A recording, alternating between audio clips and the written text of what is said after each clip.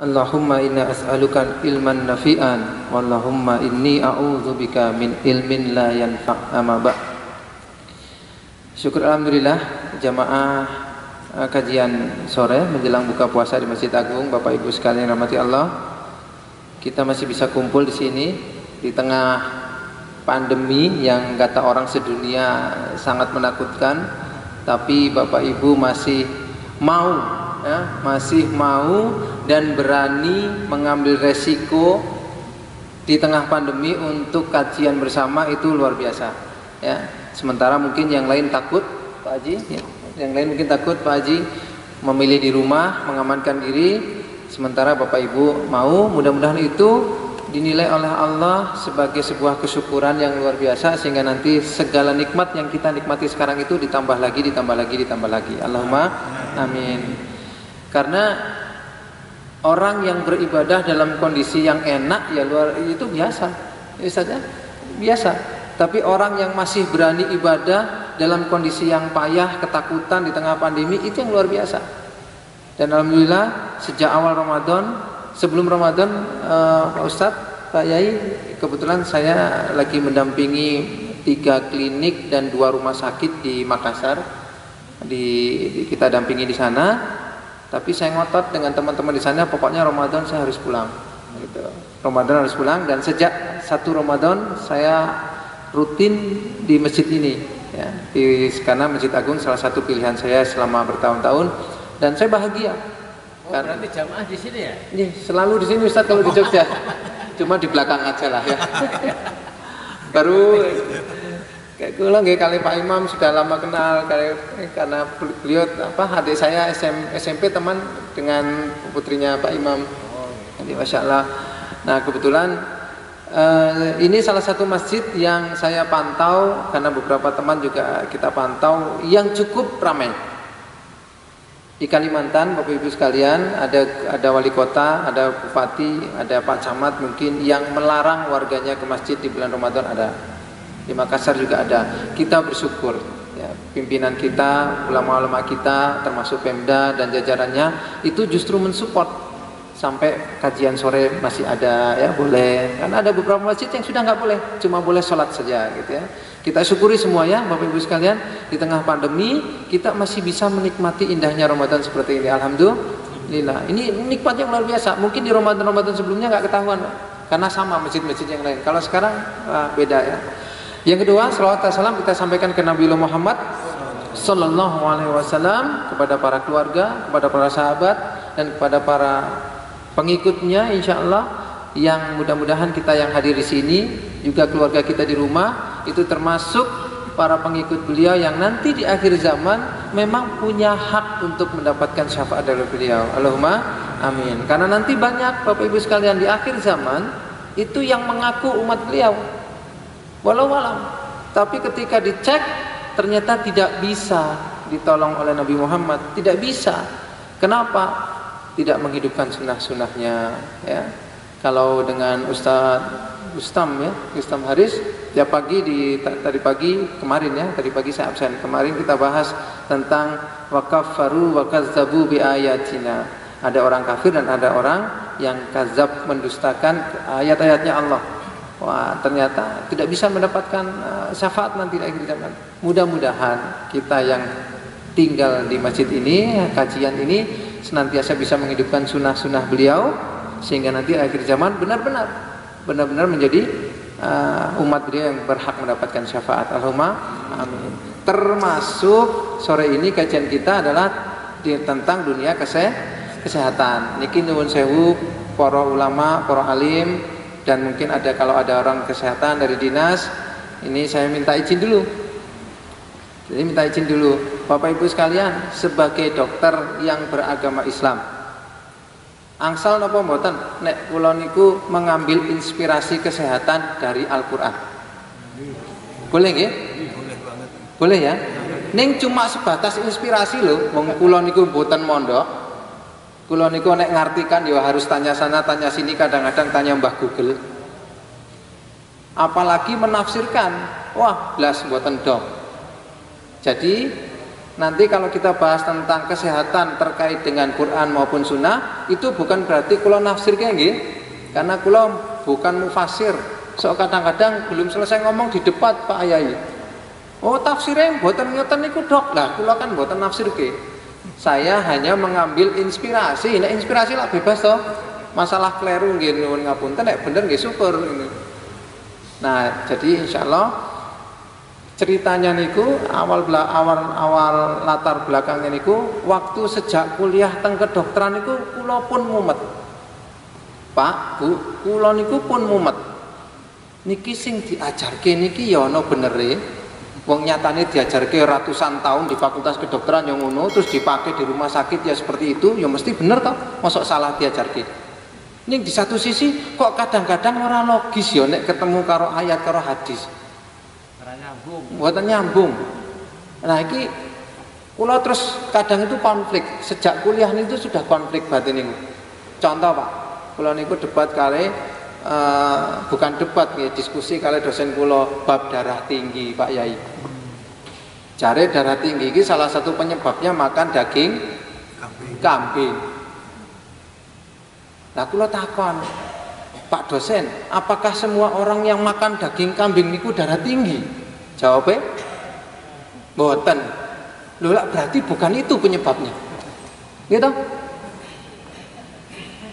Nek daging kambing menjadi penyebab darah tinggi, harusnya semua orang yang makan daging kambing sakit darah tinggi. Nyatane, boten. Berarti lah bukan. Berarti lah sing salah ki ada sesuatu yang salah. Si A kok sakit darah tinggi, si B kok tidak. Berarti sing salah apanya? Si A, mbuh opone. Ada yang salah si A ini, wong nyatane benda kok. Bukan dagingnya.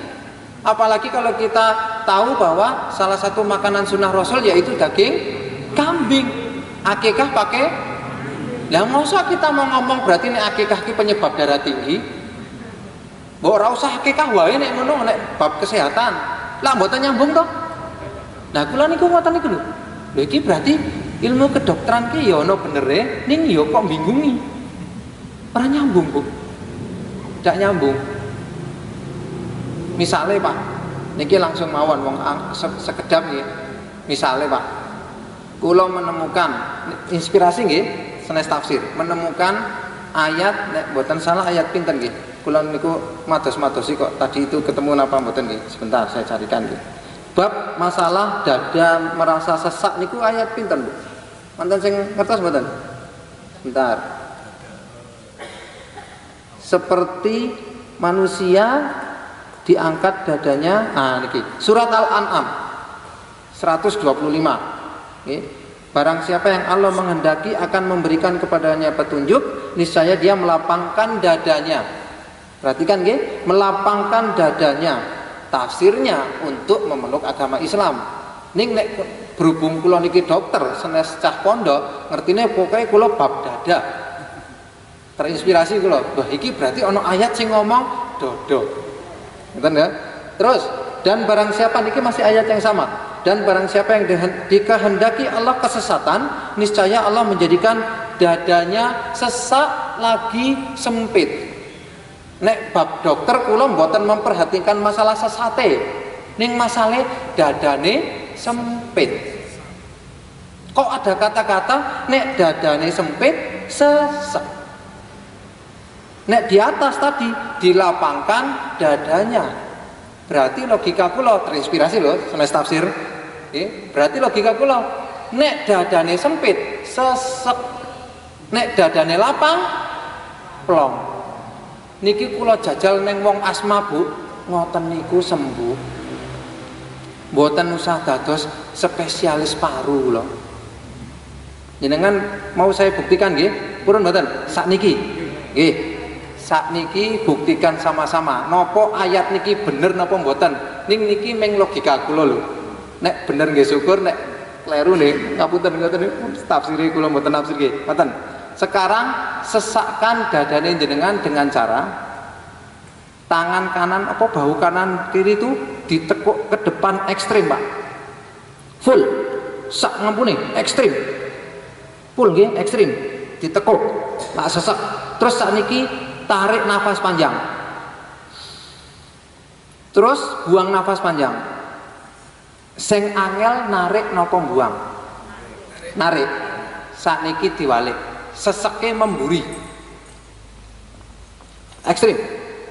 Ekstrim nggih? Sakniki narik nafas panjang. Buang nafas panjang. Sing angel buange napa narike? Buange. Dados bab asma, Pak, sing kandele bukune ribuan halaman, bahkan sekolah spesialis kedokteran niku pirang-pirang tahun larangi selesai dalam satu ayat. Nek onten asma sedulure jenengan takoni, asmane niku seseke narik napa buang? Nek seseke narik berarti dadane mingkuk ngarep. Berarti obatnya dapakne dibuka, dibuka. Ngoten mawon, ngolak mari dhewe. Orang nganggo ingini obat apa sing obate Ustaz kula niku ngombe obat asma 10 wis 3 tahun ana sing 10 tahun ngoten Bu dingenekke lho kok plong lah iki Al-An'am 125 rampung takoni Pak asmane niku buang napas napa narik napas nek angele buang buangnya sing angel berarti dodone mbut sesek mburi obate nggih di ngoten-ngoten ki. Ngolak mari dhewe. Niki bab asma lho. Sing jarene ilmu kedokteran jenengan buka Google, Bu. Buka Google dicari penyebab asma. Ngolak tulisannya ujung-ujungnya tidak diketahui. Wes pembahasannya panjang. Kula niku maca buku jenenge The Principle of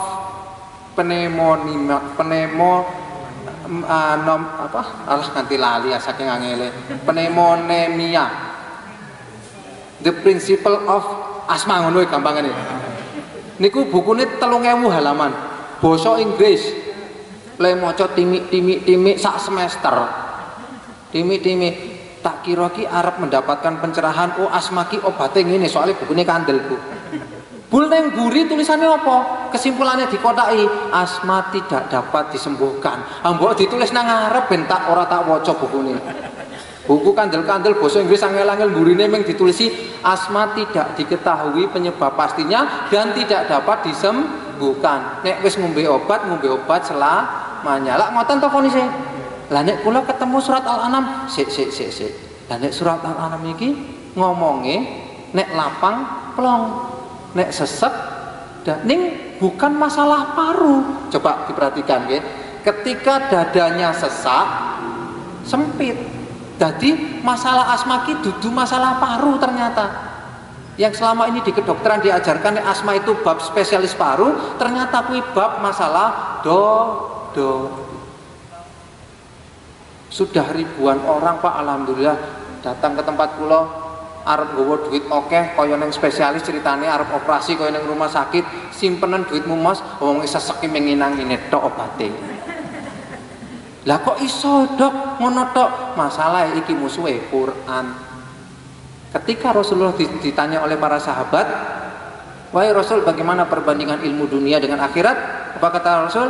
Seperti kita berada di sampan di tengah laut, celupkan jari lalu angkat. Ada yang bilang di ujung jari, ada yang bilang setetes air, itulah ilmu dunia.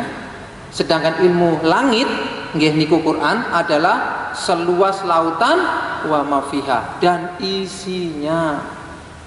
Jadi tidak heran satu ayat ini podo karo sak pelajarane spesialis paru. Kenapa? Karena perbandingan Quran dengan ilmu dunia itu sak tetes sebanding dengan laut sak isine. Nek pun ngoten niki jenengan percaya Quran apa percaya ilmu menungso? Yakin? Ning kok nek dikandani sok ngeyel Ustaz.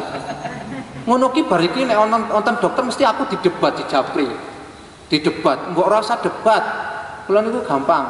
Kula nate di buktikan nek ayat iku wis ora usah tafsir-tafsiran aku radong. Kula mboten senes cah pondok nek buktikan ngoten mawon datangkan 10 orang asma jenengan nambani 5 aku 5 Rampung toh, kula nganggo Quran, jenengan nganggo nebulizer, nganggo obat, nganggo apa nggak terserah. Engko metu saka ruangan sing ndi sing iso playon.